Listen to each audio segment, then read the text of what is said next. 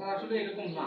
তো এখন এই বিষয়টাই ভালোভাবে আমাদের সম্মানিত স্যার ডক্টর মঈনুল ইসলাম মঈন ঢাকা মেডিকেল কলেজের হেমাটোলজি বিভাগে আছেন, একজন গবেষক। গভর্নমেন্টটাকে পৃথিবীর বিভিন্ন দেশেই পাঠায় রিসার্চ সেন্টারগুলিতে, সেখানে হাইলি আরও ট্রেন্ড আপ করানোর জন্য। এবং বাংলাদেশে এই পর্যন্ত লাস্ট আমার কাছে যতটুকু ইনফরমেশন আছে সেটা হচ্ছে 50টা বোন মেরু ট্রান্সপ্ল্যান্ট হয়েছে, হয়তো তারপর বাড়তে পারে, স্যার বলতে পারবেন। এই 50টাই যার হাতে হয়েছে সে হচ্ছে আমাদের এই স্যার ডাক্তার মঈন। মাশাআল্লাহ। এই টেস্টগুলি আগে বাইরে করতে হতো, বাংলাদেশে হতো না, এখন ঢাকা মেডিকেল কলেজে হয়। মলিকুলার যে ডিপার্টমেন্ট আছে উনি সেই ডিপার্টমেন্টই আছে, এবং ভাইরোলজি বিভাগ সেই বিভাগে উনি কাজ করতেছেন। এবং নিপা ভাইরাস নিয়ে যখন বাংলাদেশে প্রথম যে ব্যক্তি কাজ করেন ইনি হচ্ছে আমাদের এই স্যার ডাক্তার মঈন। এবং 7টা দেশের সাথে গবেষণা ইনস্টিটিউটের সাথে উনি কাজ করতেছেন। উনি কখনোই নিজেকে প্রকাশ করা পছন্দ করেন না, বিধায় আমরা অনেক কিছু তার কাছ থেকে নিতে পারি না। অনেকদিন পর স্যার একটু সময় পাওয়া গেছে। তো আজকে এই প্যাথোলজি কতটা জরুরি আমাদের জন্য সেই বিষয়টাই স্যার আমাদের বোঝানোর চেষ্টা করি। স্যারকে তার মূল্যবান স্যারের বক্তব্য সম্পর্কে একবার দেখতে পেলে ভালো হতো। হ্যাঁ, অবশ্যই।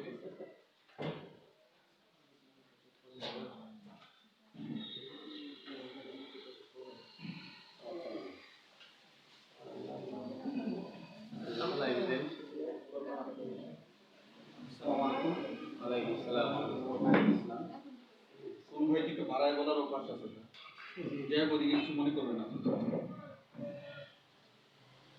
কোন ভাই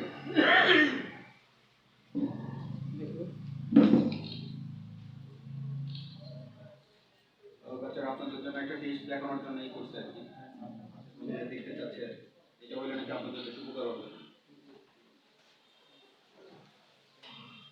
আর একটা রিপোর্ট ধরা দিচ্ছে আমাকে, এটা কিভাবে আপনারা অ্যানালাইসিস করবেন বা এটা থেকে কিভাবে আপনারা রোগী সম্বন্ধে জানতে পারবেন বা কেন দিচ্ছেন এটা, হ্যাঁ এটা একটু আলোচনা করবেন।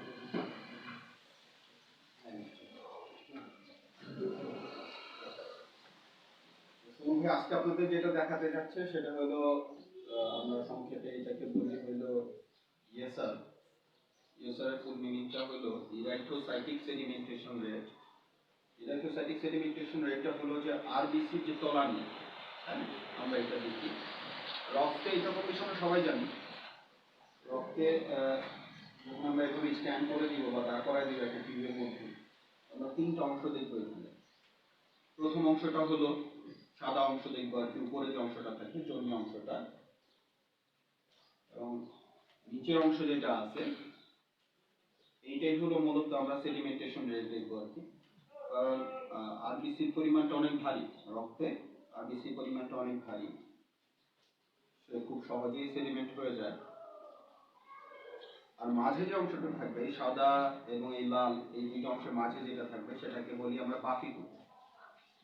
বাফিকুট বলতে যে আমরা জানি যে রক্তে আরো কিছু অংশ আছে, ডব্লিউসি আছে, প্লাটিলেট আছে, এরা আসলে যখন আমরা সেডিমেন্ট করি সেটা কই যায়, দুধের শট দেখছি আমরা, হ্যাঁ এরকম।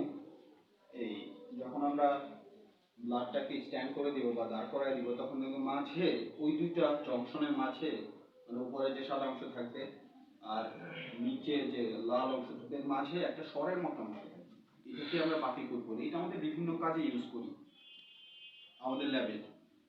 যেমন ধরুন যে প্যাশেন্টগুলোকে বোন ম্যারো টেস্ট করার মতো সুযোগ নেই, বোন ম্যারো আমরা কেন করি বা কি কারণে করি সেটা সম্বন্ধে একটু পরে আলোচনা করবো ইনশাআল্লাহ।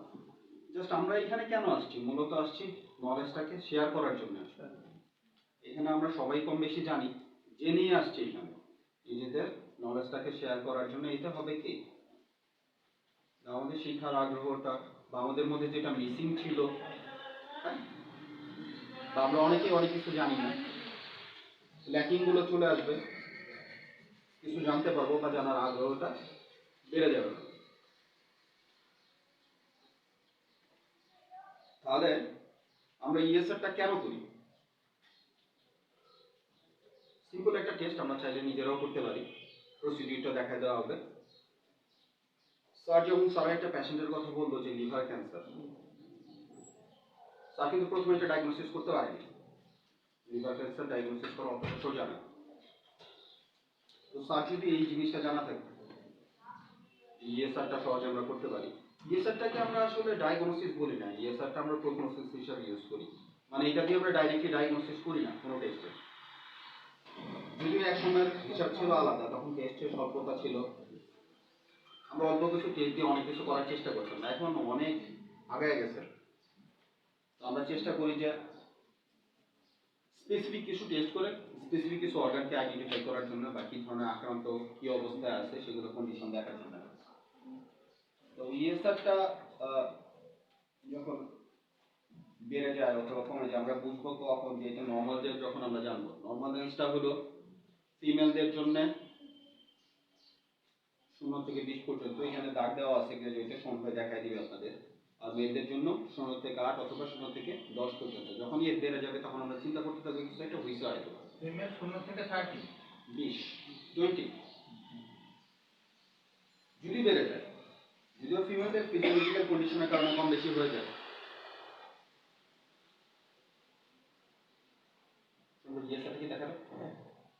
কেউ একজন, হ্যাঁ ভাই, আমার একজন ভলেন্টিয়ার দরকার, আমি যার কাছ থেকে ব্লাড কালেকশন করব আমাদের এলাকার না। ইএসআর এর অর্থটা কি বোঝায়?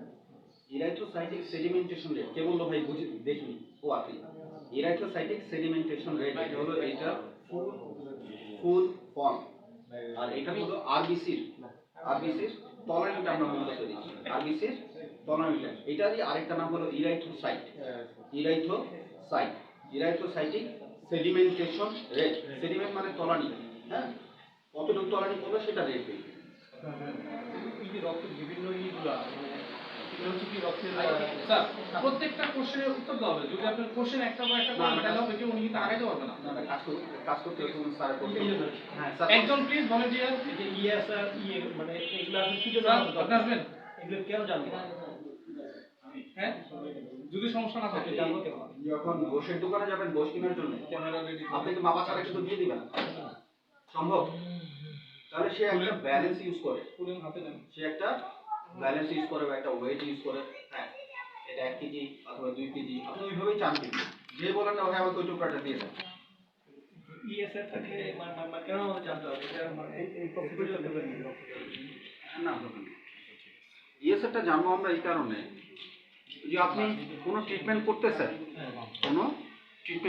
এখন কি কন্ডিশনে আছেন, রোগটার অবস্থান এখন কি কন্ডিশনে আছে, অথবা আপনি প্রাইমারি হিসেবেও দেখতে পারেন যে আসলে আপনি কোনো রোগে আক্রান্ত আছেন কিনা। এটা একটা সিম্পল টেস্ট, আমরা এই কারণে এটাকে ডায়াগনোসিস বলি না, বাট সে সহায়ক হিসেবে কাজ করে। অ্যাজ ফর এক্সাম্পল, এটা শেয়ার করে দেন প্লিজ।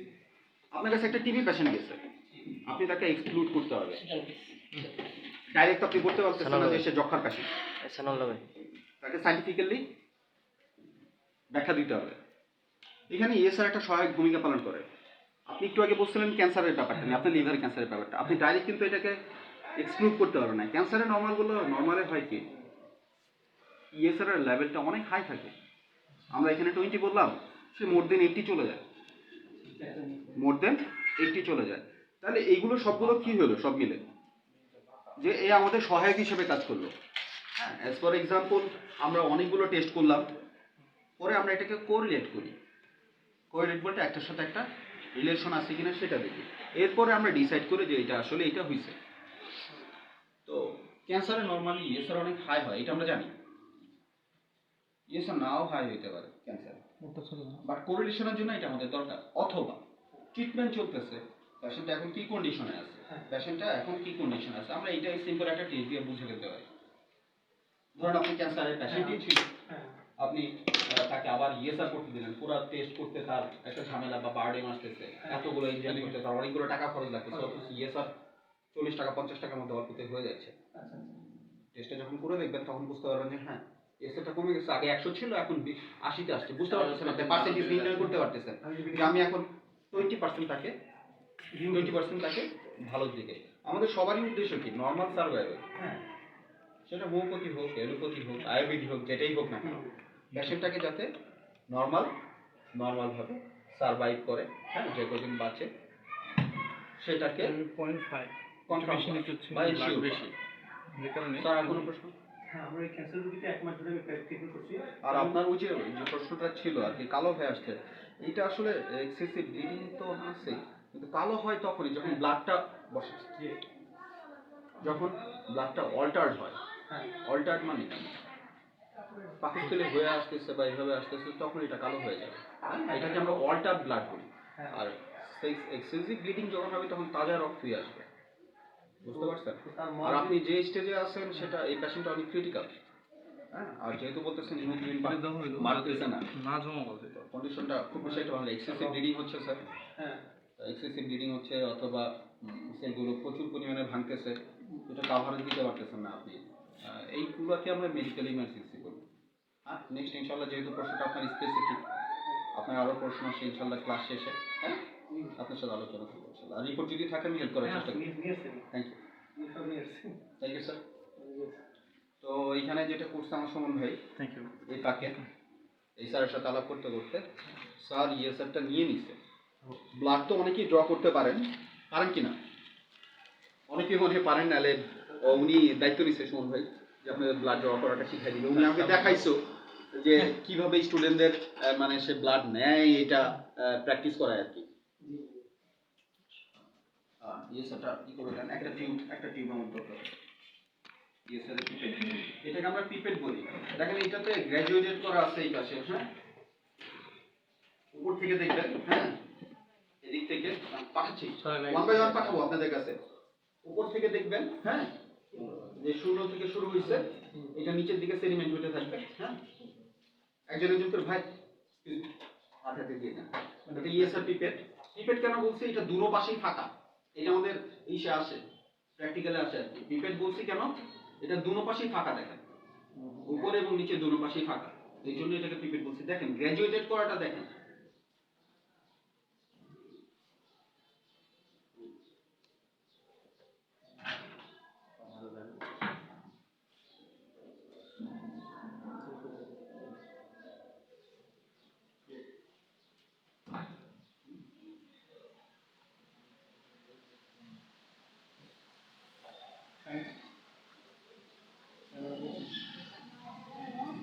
আমি লাস্ট যখন আপনাদের এখানে ক্লাস নিয়ে গেছিলাম তখন ডায়াবেটিক্স নিয়ে আলোচনা করছিলাম, খেয়াল আছে কিনা আপনাদের? বেশ কয়েকজন ছিলেন ওইখানে, আজকেও আছেন দেখতেছি, মনে আছে কিনা কারো? এবং ডায়াবেটিক্স কিভাবে আমরা টেস্ট করব, হ্যাঁ কিভাবে আমরা টেস্ট করব ওইটাও বলছিলাম। এখন আমাদের বর্তমান বাংলাদেশের অথবা পুরো পৃথিবীর কি অবস্থা সবাই কম বেশি জানি। কোনটা নিয়ে আমরা সবচেয়ে বেশি ব্যস্ত? ডায়াবেটিক্স, করোনা করোনা নিয়ে ব্যস্ত। আপনাদের কি মত? এটা কি এক জায়গা থেকে আরেক জায়গায় ছড়াইতে পারে? পারে। একজনের থেকে আরেকজন কন্টামিনেশন করতে পারে? আপনাদের এই মুহূর্তে এসে যদি কেউ জিজ্ঞেস করে আপনারা যেভাবে বসে আছেন আপনাদের কাছ থেকে স্প্রেড করতে পারে কিনা? আপনাদের কি মত?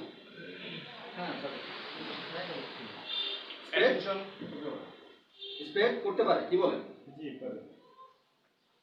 তাহলে এটা কমিউনিকেবল ডিজিজ। কমিউনিকেবল ডিজিজটা কি জিনিস? ছড়াবে। ওয়ার্ল্ডের অনেকগুলো দেশ আছে যেখানে শুধুমাত্র কমিউনিকেবল ডিজিজ অথবা শুধুমাত্র নন কমিউনিকেবল ডিজিজ নিয়ে আছে। বাট বাংলাদেশ এটা ডবল বার্ডেন। ডবল বার্ডেন বলতে এটা দুই ধরনের রোগ নিয়ে আমরা খুব ব্যস্ত। এখানে নন কমিউনিকেবল ডিজিজও আছে, কমিউনিকেবল ডিজিজও আছে। মানে রোগ ছড়াবে এরকমও আছে, রোগ ছড়াবে না এরকম রোগ দিয়েও আমরা ব্যস্ত। তার মানে ওদের থেকে আমরা বেশি বার্ডেন হয়ে আছি অন্যান্য দেশে।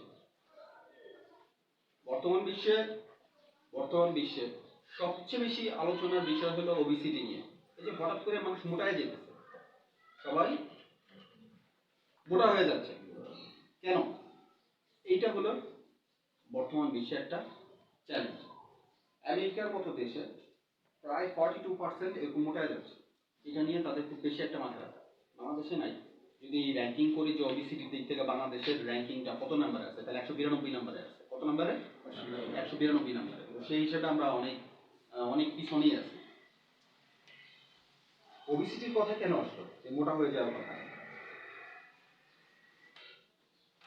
এটা একটা রোগের কারণ। তার যেমন একটু আগে লিভার ডিজিজের কথা বা লিভার ক্যান্সারের কথা নিয়ে আলোচনা করে গেল, সেখানে একটা কারণ। ওবিসিটি যদি আমরা দূর করতে পারি বা এই যে মোটা হয়ে যাওয়া, হঠাৎ করে মোটা হয়ে যাওয়া, এটা যদি আমরা কন্ট্রোল করতে পারি তাহলে আমরা অনেকগুলো ডিজিজ থেকে বেঁচে যেতে পারি। আমাদের হোমিওপ্যাথিকে এলোপ্যাথির সাথে যদি তুলনা করতে যাই তাহলে আমরা এইভাবে করতে পারি।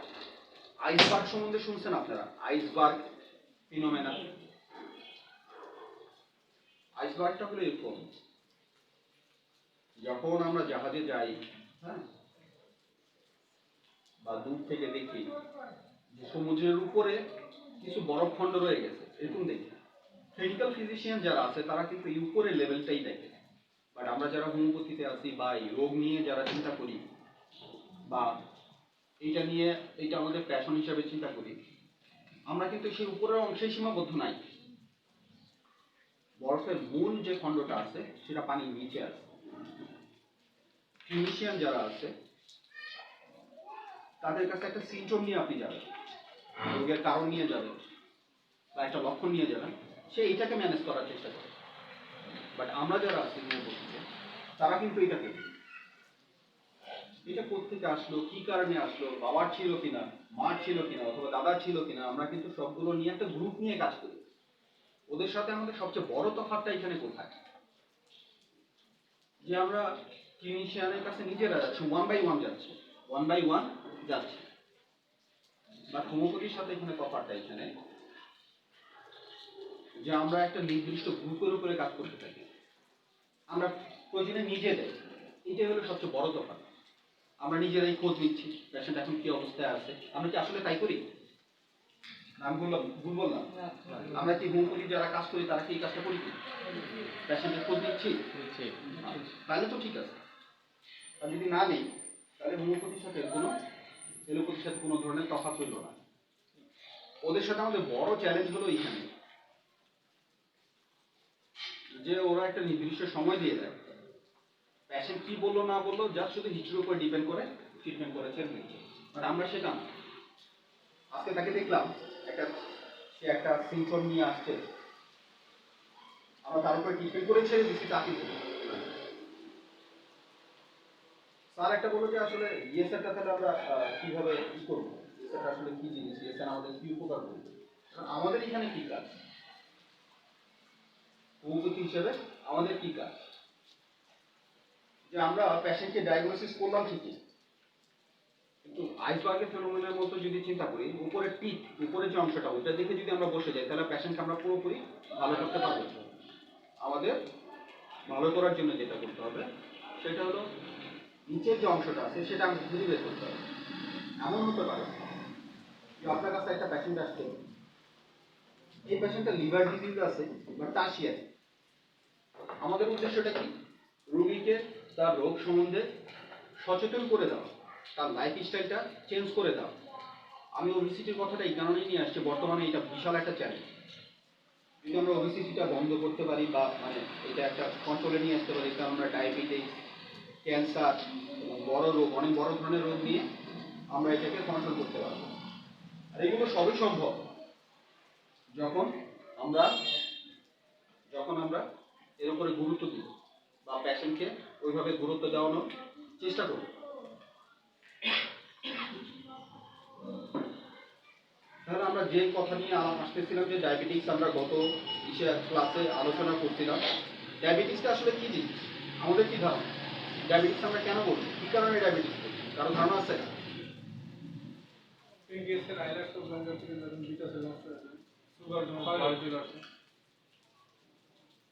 কারো ধারণা আছে ডায়াবেটিসটা আসলে কি জিনিস? এটা ক্ষয় রোগ, এটা হলে সমস্ত অর্গানগুলো ড্যামেজ হয়ে যায়। রক্তে ইনসুলিনের পরিমাণ বেড়ে যাওয়া। স্যার, রক্তে ইনসুলিনের পরিমাণ যদি বেড়ে যায়, আমরা জানি ইনসুলিনটা কি করে, সুগারটাকে কন্ট্রোল করে। যদি বেড়ে যায় তাহলে কি অবস্থা হবে স্যার? আমি বুঝতে পারছি না স্যার। না, বেড়ে গেলে তো এরকম হতে পারে না, মানে আপনি যেটা বলতে চাইছেন আমার কাছে মনে হচ্ছে এইটা, যে রক্তে যদি ইনসুলিনের পরিমাণ কোনো কারণে কমে যায়, এটা কি স্যার? হ্যাঁ। আপনি কি এটা বলতে চাচ্ছিলেন স্যার? ইনসুলিনের পরিমাণ কমে যায় দেখে বুঝতে পারছেন কি দিতে স্যার? হয়। আপনি কি বলতে চাচ্ছিলেন বলেন, আই এম সরি। রক্তে যদি আমাদের ইনসুলিনটা কমে যায় আর গ্লুকোজটা সুগারটা বেড়ে যায়, রাইট রাইট। কাগজ কলম আছে কার কাছে? একটা নোট লিখে রাখেন, এটা আপনার জন্য বেশ সহায়ক হবে আশা রাখি।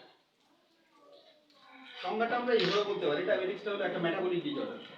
ডায়াবেটিসটা একটা মেটাবলিক ডিসঅর্ডার, যার কারণে যেটা হয় সেটা হলো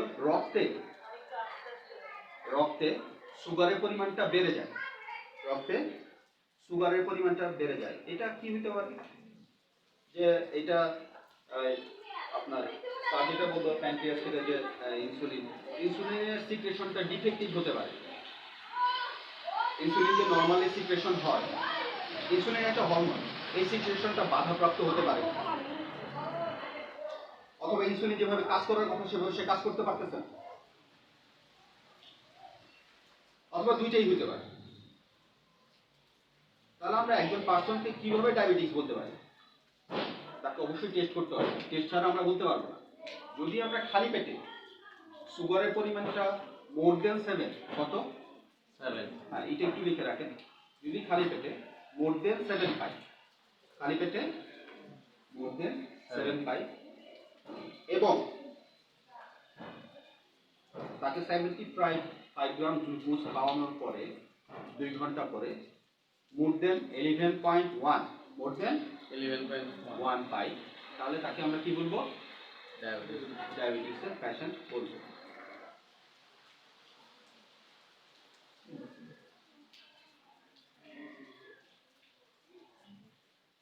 এখন আসেন, খালি পেটে আছে 7.0, কত আছে? 7.0, অথবা তার থেকে বেশি অথবা তার থেকে কম, তাহলে আমরা বুঝে ফেলতে পারবো যে হ্যাঁ তার ডায়াবেটিস হয়েছে অথবা ডায়াবেটিসের পসিবিলিটি আছে। 7.0, এখানে 7.0 আছে। আপনি 75 গ্রাম গ্লুকোজ খাওয়াই দিচ্ছেন, 75 গ্রাম গ্লুকোজ খাওয়াই দিচ্ছেন খালি পেটে, কিন্তু তার 7.0 আছে। আমার কথাটা মনে হচ্ছে সঙ্গে শুনে 75 গ্রাম গ্লুকোজ খাওয়ানোর পরে 2 ঘন্টা পরে আমরা দেখলাম তার সুগারটা আছে 12.0। কি বলবো তাকে? ডায়াবেটিস। ডায়াবেটিস হবে এটা নিয়ে আসছে না, ডায়াবেটিস আসছে সবাই এখন 11.9, ফাস্টিং এ তো তার নরমাল, খালি পেটে তো তার নরমাল 7.0 আছে, কারণ নরমালি বলতে পারি। কিন্তু গ্লুকোজ খাওয়ার পরে তার 12.0 হয়েছে, অথবা 11.4 হয়েছে বা 5 হয়েছে। এখন বাস্তু দেখিস তাকে বলতে পারি ডায়াবেটিস আসছে। এইখানে আমরা তাকে বলবো ইম্পেয়ার্ড লিখে রাখি, ইম্পেয়ার্ড গ্লুকোজ টলারেন্স, মানে নরমালি সে ঠিকই আছে, কিন্তু গ্লুকোজের যে অ্যাবজর্পশন আছে, গ্লুকোজটা যে হজম করে ফেলবে এই ক্ষমতাটা তার কমে গেছে, আউট অফ ডেঞ্জার না সে। Impaired tolerance. হ্যাঁ, ইম্পেয়ার্ড গ্লুকোজটা টলারেন্স, গ্লুকোজটা বেড়ে গেছে। হ্যাঁ, ইম্পেয়ার্ড গ্লুকোজ টলারেন্স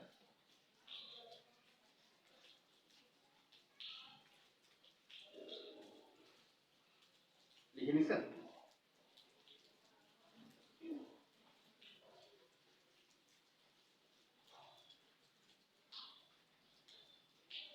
আচ্ছা, যদি কারো ডায়াবেটিস হয়ে যায় কি কি সমস্যা হতে পারে জানা আছে? কেন ডায়াবেটিস নিয়ে আলোচনা হচ্ছে বলতেছেন আস্তে আস্তে। কি কি সমস্যা হতে পারে? হতে পারে কিডনি নষ্ট হবে, পাতলা ক্ষমতা কমে যেতে পারে। পাতলা লাগবে, ঘন ঘন চোখের ভাঙা লাগবে, টার্গেটের 5টা নষ্ট হবে, ডায়াবেটিসের টার্গেটের 5টা, হার্ট বেড়ে যাবে, লিভার, কিডনি। আর liver kidney We can say all disease of mother. Diabetic দেখা যাওয়ার কমে যেতে পারে। সমস্ত রোগের মাকে আমরা বলতে পারি। দুই ধরনের ফাংশন হতে পারে। একটা হলো তাৎক্ষণিক হতে পারে, অ্যাকুইট কমপ্লিকেশন দেখা যেতে পারে। হ্যাঁ, অ্যাকুইট কমপ্লিকেশন গুলো দেখা দিতে পারে। আমাদের মাথা ব্যথাটা হলো অ্যাকুইট কমপ্লিকেশন তো আমরা ম্যানেজ করে ফেলতেই পারি, বিভিন্ন ধরনের হিস্ট্রি নিয়ে আসতে পারে। বাট আমাদের সবচেয়ে বেশি মাথা ব্যথাগুলো ক্রনিক কমপ্লিকেশন যেগুলো নিয়ে আসবে, যেগুলো ধীরে ধীরে হবে, একবারে হবে না। ম্যাডাম যেটা বললো শুরুতেই তো এটা হবে না, আসলেই সত্য। এটা দুই ধরনের হতে পারে। শরীরের ভিতরে যে ভেসেল গুলো আছে, যে নার্ভ গুলো আছে, এটা কিছু চিকন আছে আর কিছু মোটা আছে।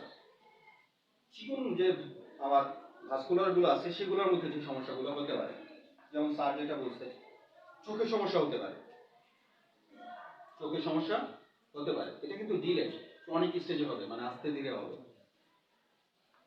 এরপর কি হতে পারে, কিডনিতে সমস্যা হতে পারে, এবং যে নার্ভাস সিস্টেম আছে এই নার্ভেও সমস্যা হতে পারে। এগুলো চিকন যে ভেনগুলো আছে সেগুলোর মধ্যে। এবার আসি তাহলে বড় যে ভেনগুলো আছে সেগুলোর মধ্যে কি কি সমস্যা হতে পারে। আপনি স্ট্রোক করতে পারেন, স্ট্রোক হতে পারে,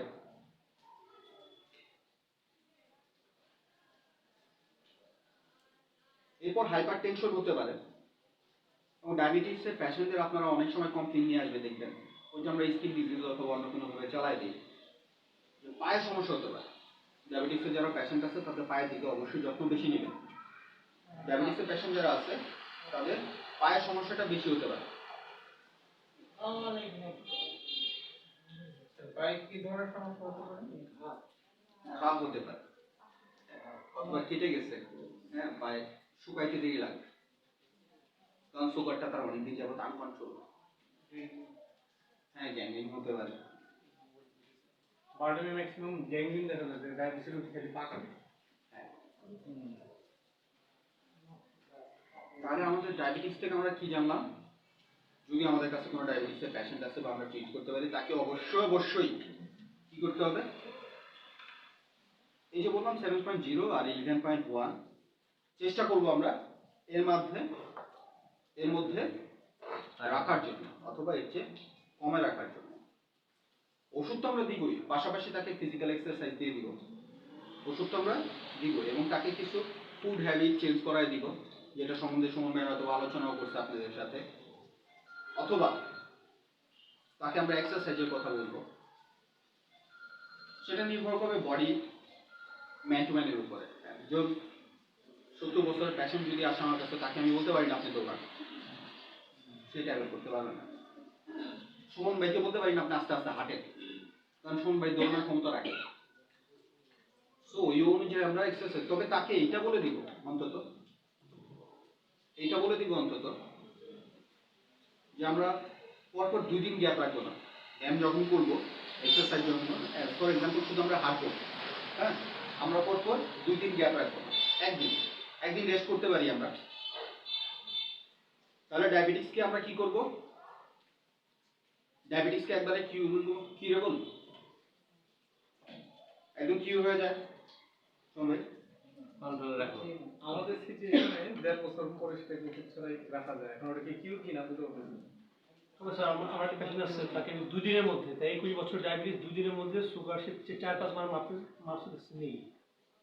আমি তাকে হাইড্রোলিক সিস্টেম ওই কথা বলা যাবে না, সুগার নীল হলে মানুষ মারা যায়, হাইপোগ্লাইসেমিক শক হয়ে মানুষ তখনই কলাপ হয়ে যায়। কিন্তু ওষুধ খেয়ে খাইলে হলো কেন? আছে ওকে নীল হলো কেন? ঠিক আছে, এইভাবে ভালো নীল না। ঠিক আছে। স্যার যেটা বুঝাইতে চাইছে যে নীল বলতে এখানে নরমাল যে আসে, নরমালে চলে আসে, ঠিক আছে, নরমালে চলে আসে, নীল না আসলে, ঠিক আছে স্যার ওইটাই।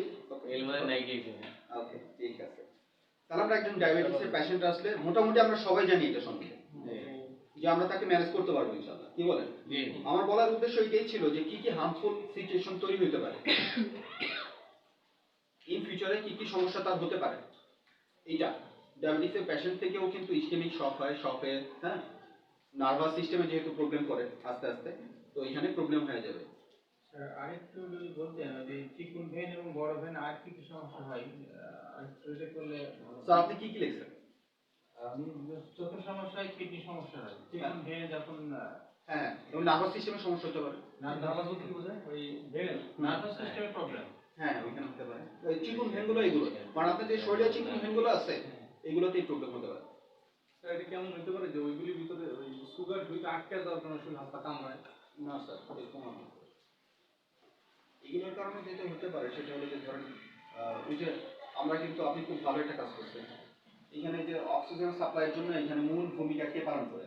আমরা কিন্তু দেখি সার্ভিসে অক্সিজেন সাপ্লাইয়ের জন্য সেই কিন্তু সাহায্য করে সবচেয়ে বেশি। এমন হতে পারে যে আপনার ভেনগুলোতে কোথাও কোনো কারণে একটা জায়গায় অক্সিজেন পৌঁছাইল না, সেই জায়গাটা ড্যামেজ হয়ে যাবে, আর সেই কারণে আপনি শক হইতে পারেন, স্ট্রোক করতে পারেন, ওই জায়গাটা নষ্ট হয়ে যেতে পারে, অক্সিজেন সাপ্লাই পছন্দ হতে পারে, পছন্দ হতে পারে, পছন্দ হতে পারে। গ্যাংগ্রিন হতে পারে। এবং এইভাবে যদি কন্টিনিউয়াস প্রসেস ডায়াবেটিস পেশেন্ট এটা হয়, ক্রনিক অবস্থায় আস্তে আস্তে সে আপনাকে চোখের এই যে চোখের এইখানে এই জায়গাটা প্রবলেম কেন হচ্ছে বা কিডনিতে কেন প্রবলেম হচ্ছে, এক একটা ফাংশন সে আলাদা আলাদা ভাবেই করতেছে। নেক্সট ক্লাস ইনশাআল্লাহ এটা নিয়ে করবো না, এটা নিয়ে শেষ করলে পরবর্তীতে আমি টাস্কগুলো করতে পারবো না। জি। তো ডায়াবেটিসটা কোন ধরনের ডিজিজ? এটা কি কমিউনিকেবল ডিজিজ না নন কমিউনিকেবল ডিজিজ? একজনের থেকে আরেকজন ছড়াতে পারে না। তাহলে এটা কমিউনিকেবল। আমরা প্রথম কি আলোচনা করছি কোভিড-19, এটা একজনের থেকে একজনে ছড়াইতে পারে। হ্যাঁ, এবং আরো ডিজিজ হতে পারে, হতে পারে, অথবা ওবেসিটির কারণে হয়ে যেতে পারে। এটা বংশে আপনার কারণ নাই, তারপর হয়ে যেতে পারে, কারণ আমরা জাঙ্ক ফুডের উপরে নাও আসতে পারে। সায়েন্স এইভাবে ব্যাখ্যা করেনি, তাহলে বলেই দিত যে বংশ এইটা এখানে এক নাম্বার। না মৌখিকভাবে না, এইগুলোর ব্যাখ্যা আছে, স্পেসিফিক না, হতেই হবে এমন না, হতে পারে, পসিবিলিটি থাকে। আর এই কারণে আমাদের কাজটা কি মূলত পেশেন্টকে শুধু ওষুধ দিব না, তাকে এই সম্বন্ধে একটু ধারণা দিয়ে দাও, পরামর্শ। এক্স্যাক্টলি। আর এই কারণেই কিন্তু আমরা একটা গ্রুপ নিয়ে কাজ করতেছি। ওই মেডিসিনের যে ফিজিশিয়ান আছে ওদের থেকে আমাদের তফাৎটাই হলো এখানে যে আমরা তাকে সচেতন করে দিচ্ছি, শুধু তাকে না, একটা গ্রুপকে করে দিচ্ছি, একটা গ্রুপ নিয়ে আমরা কাজ করি। সে শুধু আমাদের কাছে আসতেছে না, এই কারণে আমরা তার কাছেও যাচ্ছি। এই হলো আমাদের তফাৎ। আরেকটা ডিজিজ যেটা কিনা এই পেশেন্ট আপনারা সবচেয়ে বেশি পান, বাহ্য সম্বন্ধে আপনাদের কোনো ধারণা আছে কি? আমি আসলে স্পেসিফিক কোনো টপিক নিয়ে আলোচনা করতেছি যা শুধু আপনাদের কাজ করে দেওয়া, কারণ এখানে হলো যে আপনারা সবাই এডুকেটেড, সবাই জানেন কিছু কিছু যাতে আপনাদের দেওয়া যায়, একটা স্পেসিফিক ধারণা তো আপনাদের আছেই এইটা সম্বন্ধে, যা শুধু এইটার দিকে সতর্ক করে দেওয়া। এখন ফুড সম্বন্ধে আপনারা কয়জন জানতেন আমি জানি না, আশা রাখি ডায়াবেটিসের পেশেন্টদের আপনারা পায়ের দিকে একটু নজর দিতে বলবেন। যেমন সে যে জুতাগুলো ইউজ করে, তাদের একটা কমফোর্টেবল জুতা, এখন সে একটা শক্ত জুতা ইউজ করলে হ্যাঁ তার পায়ে প্রবলেম হয়ে যেতে পারে, যদি একটা হয়ে যায় তাহলে এটা দিতে অনেক সমস্যা লাগে। সো এদিকে আমরা সতর্ক করে দিব, তার ওভার ওয়েট যদি থাকে ওয়েটটা কমানোর জন্য আমরা চেষ্টা করতে থাকবো, ইত্যাদি ইত্যাদি। এবং তাকে এই ভয়গুলো দেখায় দেওয়া, শুধু ভয় না, এগুলো হয়। এদিন আমার আব্বারও এই কাজটা হয়েছিল, সে স্ট্রোকও করছিল, চোখের প্রবলেমও হয়েছিল, কিডনির সমস্যা হয়েছে, এগুলো কমন হবেই যদি সে আনকন্ট্রোল ডায়াবেটিক্স থাকে। স্যার একটা ভালো কাজ করছে, ওকে যদি এটা আমরা কন্টিনিউ করতে পারি খুব ভালো, আমরা শেয়ার করবো। বাহ্য সম্বন্ধে কার কি ধারণা আছে? বাহ্যর আসলে কি? রাজ্জাক হলো আপনার দেহের মধ্যে বিভিন্ন ধরনের অ্যাসিডিটি আছে বিরাট এসোটাইটোটা বাহ্যর আসলে কি জিনিস? একজন বললে বলা হবে।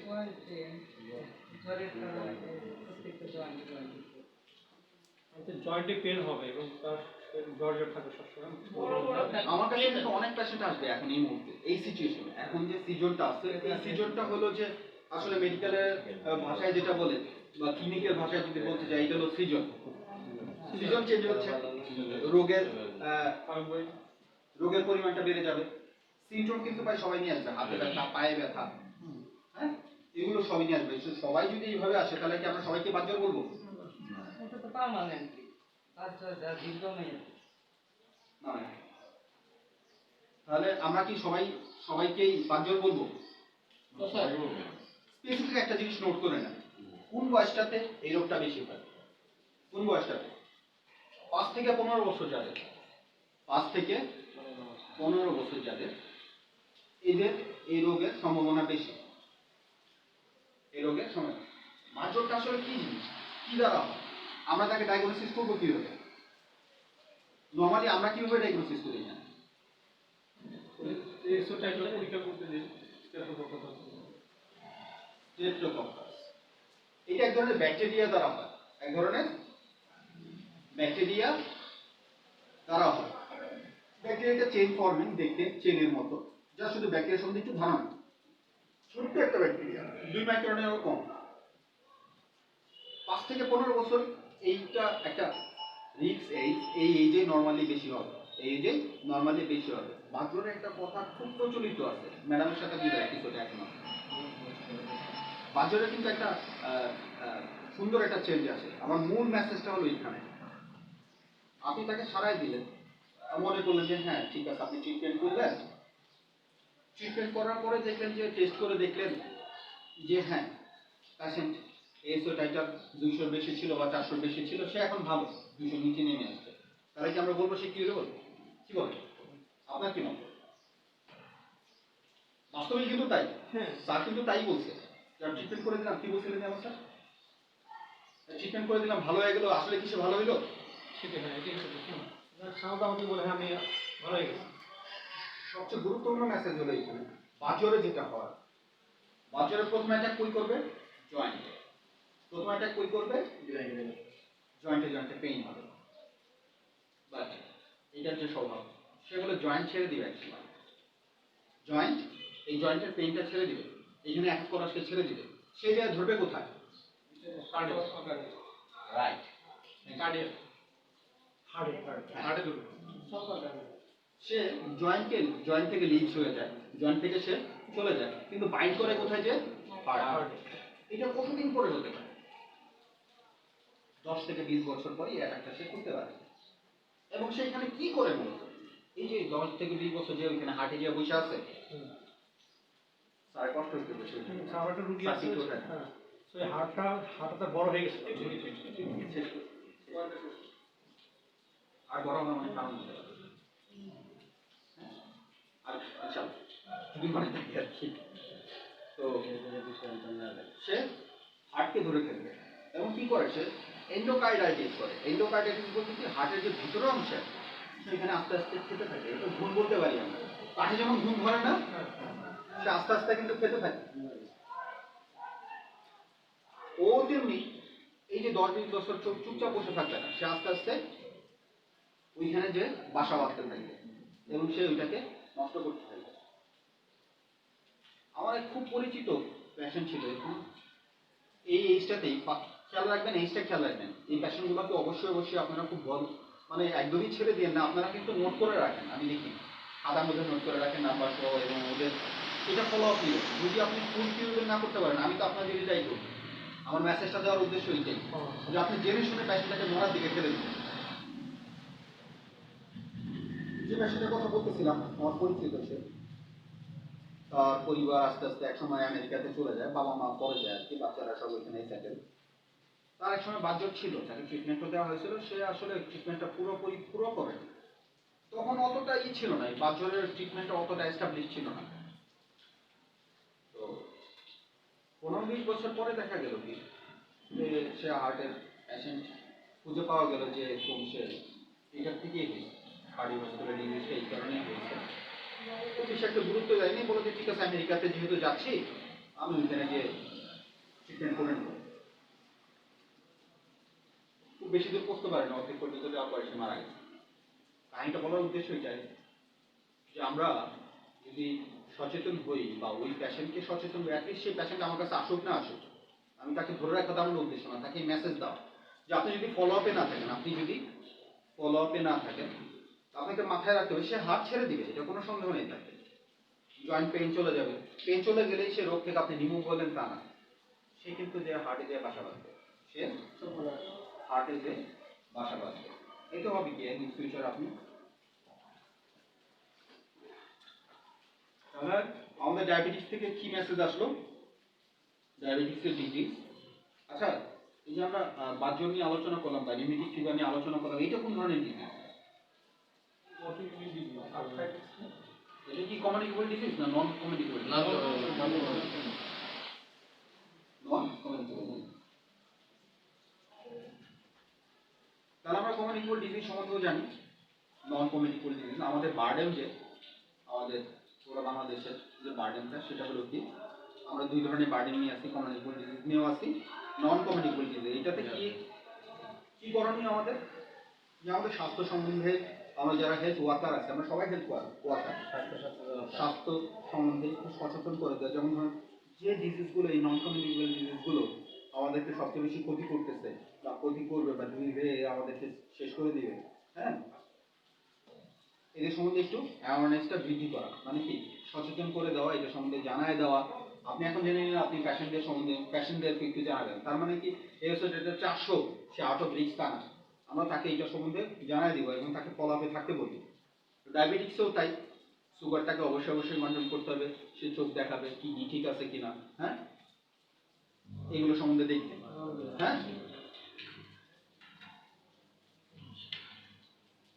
তাহলে আমাদের কাছে যদি কোনো পেশেন্ট আসে এবং এই ধরনের পেশেন্ট চলে আসে, আমরা আশা রাখি এটাকে ম্যানেজ করতে পারবো, কি বলেন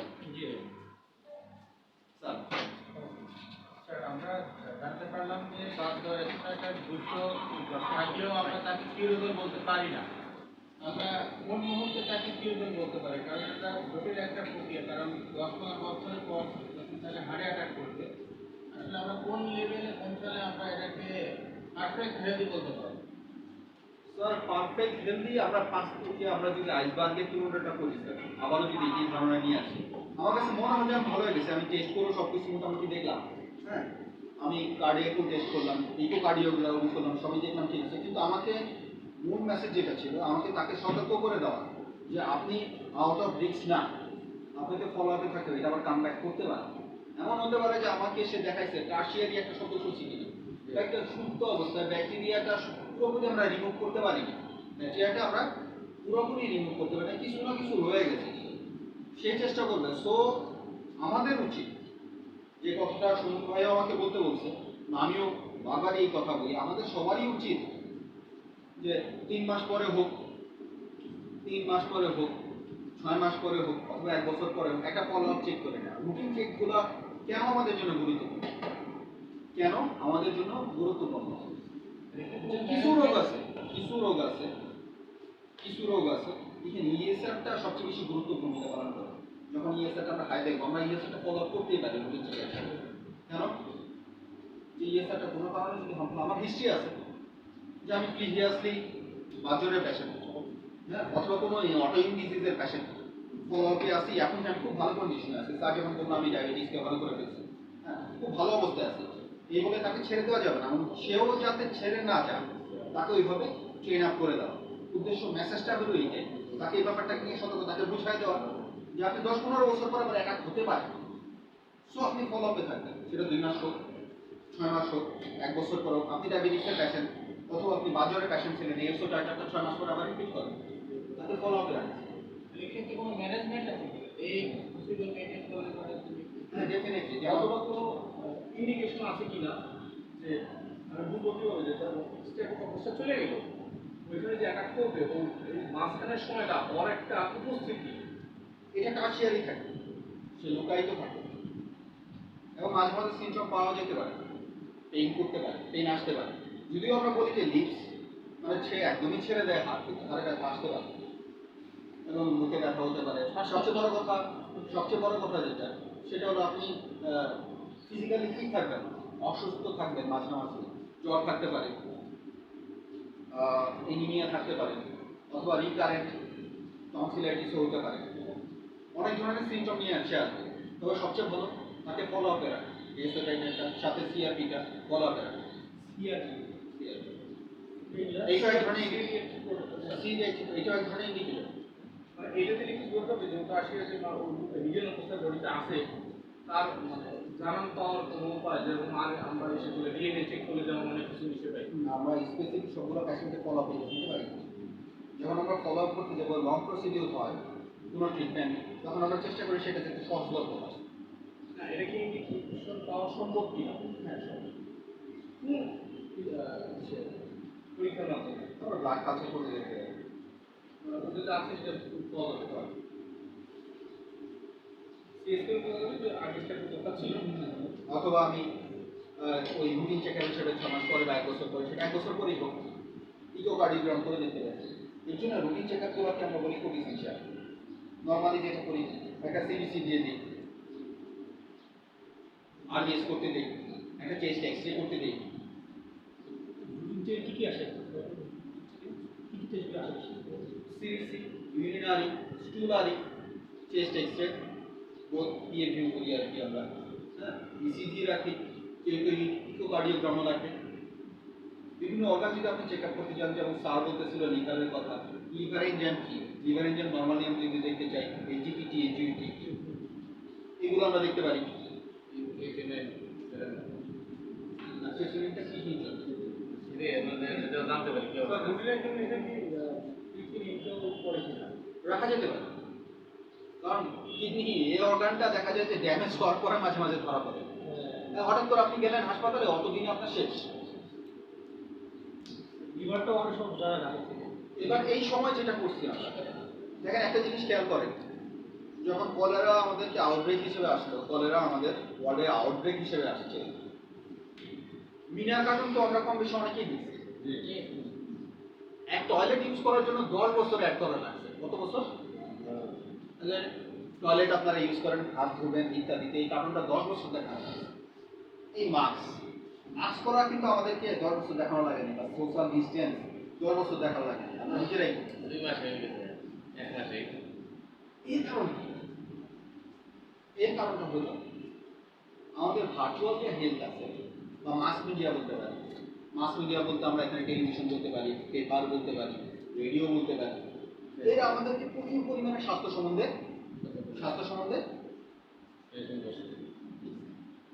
যে আজকে ইন্ডিয়াতে এতগুলো মারা গেছে, আমরা কিন্তু ভয় পাই না। কলার ব্যাপারটা তো আমরা জানাই পেয়েছি, প্রচুর পরিমাণে ফ্লুইড ইনটেক করলে স্যালাইন খেলে আমাদের কোনো সমস্যা নেই, বাট এইটা কিন্তু এখন পর্যন্ত জানি না। আর এর কারণে আমরা সবচেয়ে বেশি ভীত হই। আমাদের 2000 সাল পর্যন্ত আমাদের যেটা টার্গেট ছিল ওয়ার্ল্ড হেলথ অর্গানাইজেশন, যে আমরা হেলথ ফর অল, সবার জন্য স্বাস্থ্য, মানে এটা হয়ে ওঠে, এটা হয়েছে ভার্চুয়াল হেলথ, এরকম আরো অনেক হেলথ সার্ভিস নিয়ে আমরা কাজ করতেছি। হেলথ ফর অল বলতে কি বোঝাচ্ছে? আপনি আমার কাছে আসতে পারতেছেন না কোনো কারণে, আমি আপনার কাছে যে এটা সলভ করবো, বাট এটা এখন পর্যন্ত হয়ে ওঠেনি, বা যাদের তার দায়িত্ব ছিল তারা ঠিক মতো পালন করতেছে।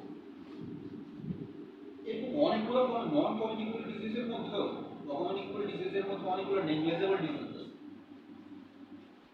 অনেকগুলো নেগলেজেবল ডিজিজের মধ্যে আছে। এক নম্বরে আমরা রাখছিলাম এক সময় হলো ডেঙ্গুকে, এক নম্বরে রাখছিলাম আমরা ডেঙ্গুকে, কিন্তু গত বছর ডেঙ্গু আমাদেরকে যে পরিমাণ ধাক্কা দিছে ও আর ওইখানে নাই। মানে নেগলেজেবল বলতে কি বোঝায়?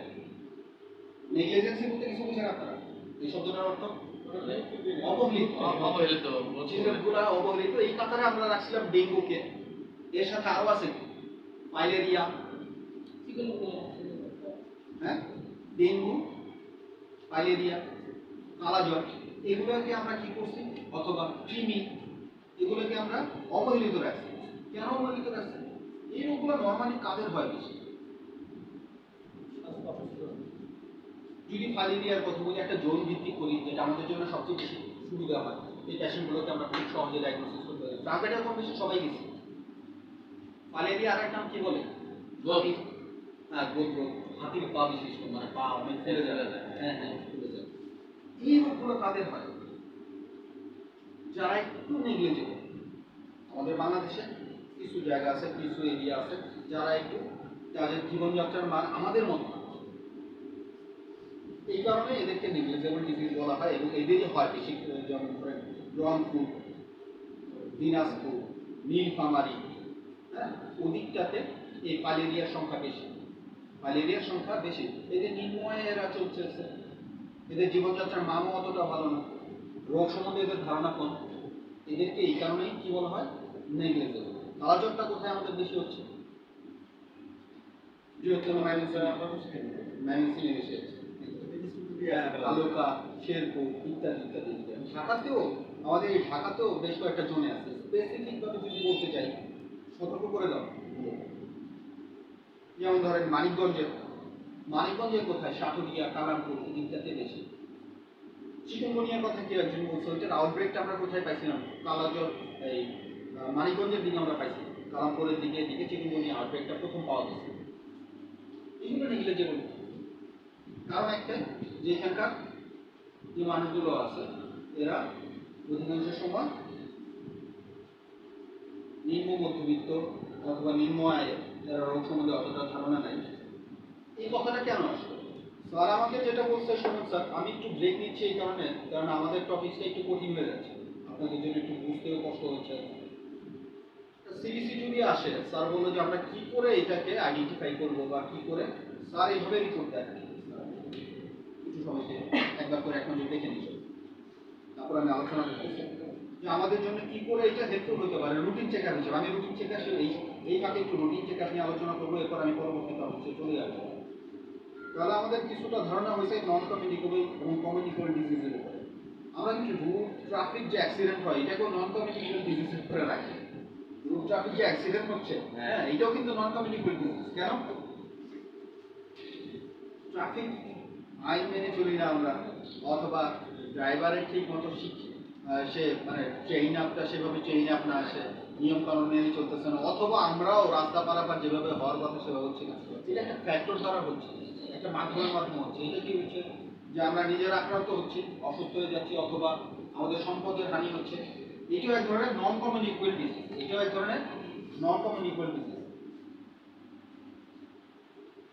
পাস করে দিই হ্যাঁ। স্যার আরেকটা অপশন যদি একটু রাখতেন, যেটা আপনি যেহেতু ঢাকা নগর বিভাগের একটা স্যার আমি এখনো still now student, still now শিক্ষার চেষ্টা করতেছি। আমি খুব বেশি জানি না স্যার। না স্যার আরেকটু মানে মুফলিয়ার মধ্যে একটা আমাদের একটু আমরা কি বলি ম্যাডাম কিন্তু একটা কথা বলছিল আমাকে, যে এটা বংশগতভাবে আসে। এই হেমোফিলিয়ার ওটা বংশগত।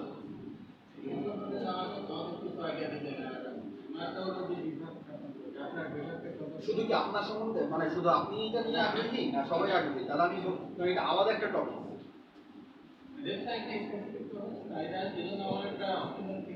আপনি শুধু না সবাই।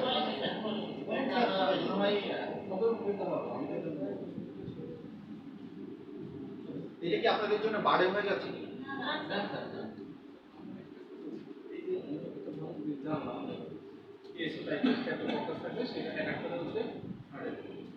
এই ধরনের কি আছে যে আজকে এখানে থাকে কিছুদিন পরে হ্যাঁ, আমি আস্তে আস্তে ওগুলোই মানে অর্গান বাই অর্গান কিছুটা হলেও টাচ করার চেষ্টা করবো আর কি। এই ধরনের পরিস্থিতিতে শুনতে চাচ্ছি না। আমি আসলে একদম ফ্রেন্ডলি বলে দেবো, যেহেতু ফ্রেন্ডলি কোন ভাই তো আমার ফ্রেন্ডও বটে। আপনি যখন আমাকে বললেন যে ইয়ের সাথে একটু দেখা উচিত, আমি একটু বিরক্ত হয়েছি। সত্যি আমি চিন্তা করে আসলাম একটা, আমি আসলে ক্লাসের প্রিপারেশনে ছিলাম না। তোমরা যখন ফোন দিচ্ছে 9টার সময় আমি পড়লাম ধরে ঘুমতে করছি, সব ভাই আজকে না খেলে হয় না। আমার আসলে আগ্রহ ছিল না আজকে আসলে। আর টপিক সেট করে রাখছিলেন অন্য ধরনের, আমি ওই টপিক নিয়ে আলোচনাই করতেছি না। ওইটা নিয়ে আসলে আপনাদের অনেক উপকৃত হতো, তবে একটা টপিক নিয়ে আমি আলোচনা করবো। তো আজকে চিন্তা করলাম যে না ঠিক আছে, এটা একটা কুইজের মতো হোক, সবাই নিয়ে আমরা এটা নিয়ে আলোচনা করব এবং সবার সাথে একটু নলেজ শেয়ার করলাম। আর কিছু কিছু কিছু টিপস দিয়ে দিলাম যে এই জায়গায় জায়গায় এইগুলো নিয়ে সম্বন্ধে আমাদের একটু সতর্ক থাকা উচিত। তাহলে দেখা যাবে যে আমরা অনেক কিছু উপকৃত হব। এটা ছিল প্ল্যান আর কি মূলত। মানে আমি হাউসের কথাটা জানি না, কিন্তু আমার কাছে এটা হাউস বলবে স্যার। আরেকটা জিনিস সে আমাকে রিপিট করতে বলছিল, গত ক্লাসে যারা ছিল সবাই ছিল না, আমি এখানে অনেক নতুন মুখ দেখতেছি।